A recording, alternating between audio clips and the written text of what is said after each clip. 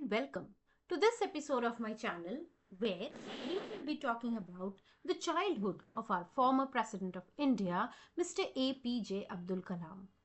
Now, Abdul Kalam was born in a middle class Tamil family in Rameshwaram. He did not come from a very rich family. His father, Jainuluddin, did not have much formal education nor wealth, but he was a very wise person and he was very generous. And on the other hand, his mother, Ashiamma, used to feed more number of outsiders every day than her own family put together. Now, he was one of many children. He had many brothers and sisters, and they used to live in their ancestral house, which was built in the middle of the 19th century. The house was a large pakka house made up of limestone and brick on the Mosque Street.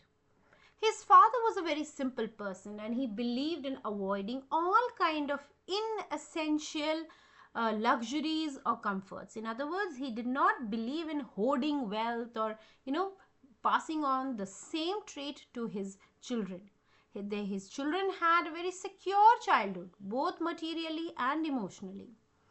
Now, when the Second World War broke out in 1939, APJ Abdul Kalam was just 8 years old. All of a sudden, the increase of tamarind increased in the market. APJ Abdul Kalam used this opportunity to earn a little bit of money. This was his first money. And how did he earn his money? By selling tamarind seed in the market. Later, his brother-in-law Jalaluddin would also tell him stories from the war, which he would later read in the headlines of Dinamani, that was the newspaper. Now, their area, because it was isolated, was not much affected by the war, but then slowly there was a little effect of the war on Rameshwaram when the train stopped to halt at the Rameshwaram station. Earlier, his cousin used to get the newspapers brought down from the train at Rameshwaram station. But due to the war, the train stopped halting at Rameshwaram station. So, his cousin Samsuddin business came to a halt. Now, he needed somebody to help him take the newspapers out of the train and help in distributing. Now, this job was done by APJ Abdul Kalam. This is the first time he earned his own money. It was his own wage.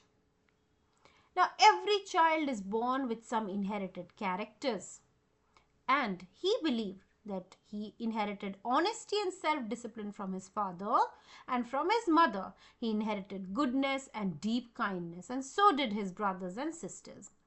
Now, besides this, APJ Abdul Kalam had three close friends in his childhood: Ramananda Sastri, Aravindan and Shiva Prakashan. All three belonged to orthodox Hindu families. Now, APJ was a Muslim, so his childhood could be considered as the best example of secular India. In fact, one of his friend was the son of Ramananda Sastri. His friend Ramananda Sastri was the son of Pakshi Lakshmana Shastri, the high priest of Rameshwaram temple. Whereas later on, his friend also became the head priest. Aravindan went into the business of arranging transport for visiting pilgrims, and Shiva Prakashan became a catering contractor. As I told you, his family was the best example of secular India. His grandmother mother used to tell him stories both from Ramayana and Prophet, and even during the annual Ram Sita Kalyanam, their family used to arrange boats with a special platform for carrying idols of Lord from the temple to the marriage site. But this secular feeling was not present in everyone. When he was in the 5th standard at Rameshwaram Elementary School, there was the entry of a new teacher, and who had an objection with APJ sitting with Ramananda Sastri on the first bench. Immediately, he asked APJ to go and sit at the back. Now, his friend could not digest this. He could not tolerate it, and he started to cry. Seeing his friend cry for him, APJ Abdul Kalam was deeply touched. Now, Ramananda Sastri, after school, went and informed this to his father, that is Lakshmana Sastri, the head priest of Rameshwaram. And this teacher was immediately called by Lakshmana Sastri and scolded. He was asked not to spread the poison of social inequality and communal intolerance in the minds of innocent children. He asked him to either apologize or to quit the school. The teacher later regretted his behavior because when the head priest of Rameshwaram himself didn't believe in this disparity, how could he? So later on, he regretted his behavior. Another incident which APJ Abdul Kalam suffered later on was when his science teacher, Siva Subramania Iyer, who was an Orthodox Brahmin, called him home for dinner. Now, this teacher was very kind to APJ Abdul Kalam, but his wife was very conservative. So, Shiva Subramania Iyer wanted to break social barriers. He wanted everyone to mingle. He wanted everyone to be together. And he wanted Kalam to develop and go out and study and have a higher education. So one day this teacher invited Kalam to his home for a meal, and his wife was horrified at this idea of a Muslim boy sitting at her kitchen and eating. She refused to serve APJ Abdul Kalam. Seeing this, Siva Subramania Iyer did not get disturbed, nor did he get angry. Instead, he started to serve Kalam with his own hands, even sat beside him and had food with him. Now Kalam wondered, why was the wife behaving in such a manner? Because he was eating and drinking in the same way as her husband did. So he did not understand why was she behaving like this towards him.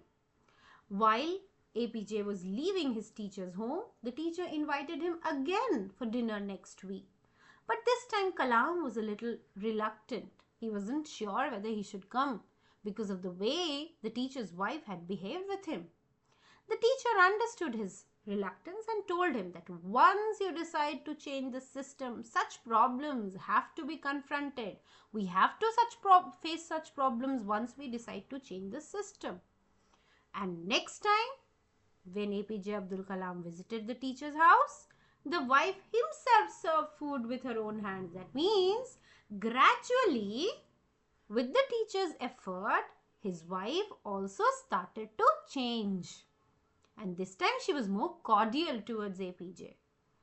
Now, then the Second World War was over and India's freedom was very, very, very sure. Now, APJ Abdul Kalam wanted to go out and study at Ramananthapuram. And father was okay with it, but mother was a little hesitant. She did not want her son to go out. And that is when his father quoted Khalil Gibran. Khalil Gibran was a famous Urdu poet, and he told him, he said it aloud to APJ Abdul Kalam because basically he wanted his wife to hear this. Abul, I know you have to go away to grow. Does the seagull not fly across the sun alone and without a nest? So he said this to his wife particularly because he knew that we can love our children, we can give birth to our children, but then the children have their own lives. We cannot control them, we cannot control their thought process, we cannot control their thinking. According to him, we can give love but not our thoughts to our children. Finally, APJ Abdul Kalam's mother got ready, and obviously we know what happened. He became the President of India. I hope you have understood. Thank you.